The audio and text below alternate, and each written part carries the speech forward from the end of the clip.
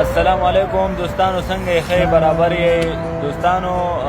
نن سبا که تاسو وګورئ نو په پاکستان کې چې کوم دی د سعودي عرب د طرفه ډېرې ویزې میلاویږي د بایک رایډر دپاره، د ډیلیورۍ دپاره. نو ورونو دا ډېر ګران کار دی اور هېڅ تنخوا پکې نه پاتې کېږي. بیا به وروسته خفه یې چې کم راځئ نو ویلکم دی زمونږ د طرفه تاسو ته. خو داسې کار وکړئ چې په ښکلي کار باندې راشئ چې سبا دلته کې خوشحاله یې، خفه نه یې. او دې کار کې آلریډي چې کوم دی 3-4 قسمه رسک دی. پهله رسک پکې دا دی وروره چې په موټرسایکل به ګرځې ایني ټایم. که معمولي غونته که خدا نخواسته اکسیډنټ دی وکړو، اوس که مطلب سړی وایي چې زه به احتیاط کوم، زه به خیال کوم، خو لکه دا خلک احتیاط نه کوي، دی وایي او دی ته دا بالکل د سړي دامن نه ښکاري بایک والا.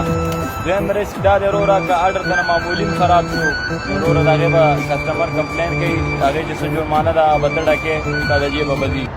دریم رسک دا دی وروره که معمولي هم اشارې ووالې، سپیډ کې لاړې یا خوا دې خوا، پرچه به د پسې راځي.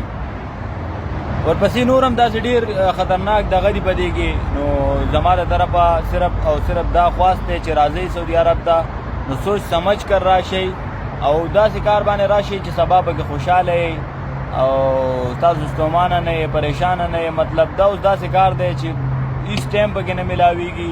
24 घंटे به منډې وی ښه کار چې کوم دی 450 ټارګټ دی، 2250 تنخوا ده. که دې نه یو آرډر وکړو 10 روپۍ مطلب اور ټایم حساب سره 10 روپۍ یو آرډر باندې ورکوي. خو دا تاسو ته هسې وایي چې 2 لکه تنخوا ده او 3 لکه تنخوا ده، خو دې باندې رانشئ ورونو، ځکه چې خپل ټارګټ هم نه پوره کېږي نو تنخوا به هم د نه کټ کېږي.